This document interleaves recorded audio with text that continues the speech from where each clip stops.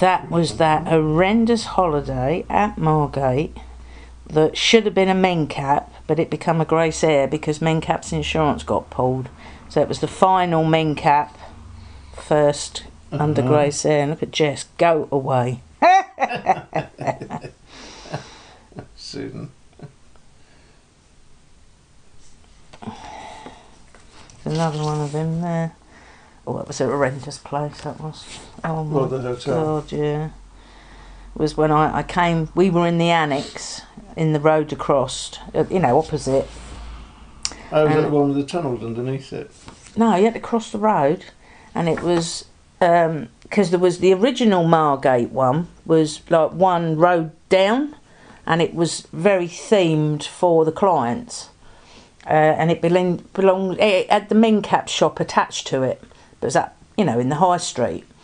But it was very, very much for the clients. They didn't have anybody else. It was a bit of Fawlty Towers, everything clanked and creaked. But it was wonderful. It was really wonderful. And what was that? I've gone round the houses. I forgot what was bloody say. Oh yeah, this was a road over. But there were foreigners that were running it. She was the most miserable bitch I've ever seen, and it was probably her life, because she didn't want to be doing what she was doing. You could not get any food during the day, so we had Anne Hart with us, who didn't want to go anywhere.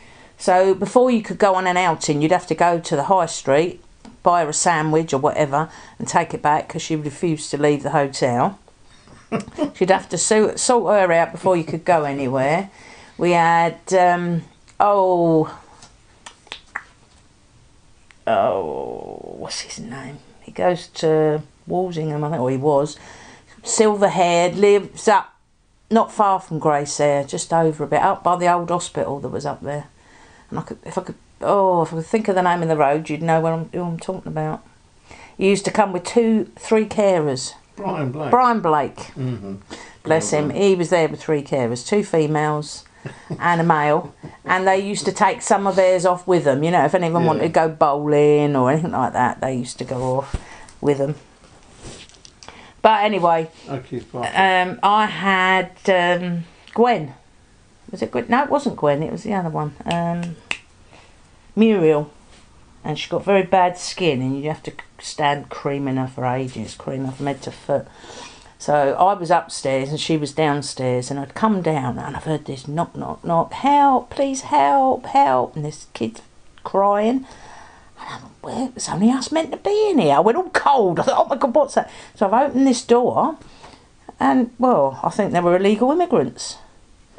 The window was all broken, all the bedding was all over the floor.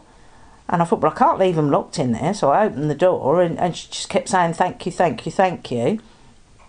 So I've sorted out Muriel and got her ready, and went in next door to Rosemary, sorted her out. And, she had to do a dip test and everything. We sorted out. Got them over to breakfast, went over and asked for the boss, and he weren't around. So I got Misery Guts, his wife. And I said to her, look, I didn't know what to do. I said, but I've opened the door. She looked at me and she don't know what you're talking about. No, I don't know what you're talking about. Must have broke in. I said, well, the window does look broken and everything. Anyway, you come back later, you speak to my husband. And well, I really don't know. I don't know whether they broke in but they were all foreign, and they all looked like illegals. There was something not right about that place. And they dished up new potatoes that come in a pack, and they were still raw. They didn't cook them. No, I don't think they'd cooked them. I think they just took them out of the pack.